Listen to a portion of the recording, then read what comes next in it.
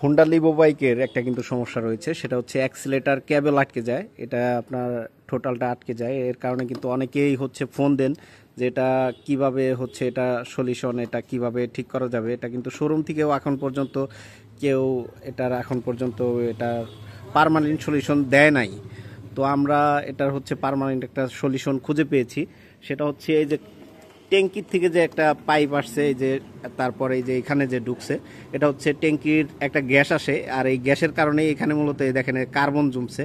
এই কার্বনের কারণে মূলত এটা আটকে গেছে।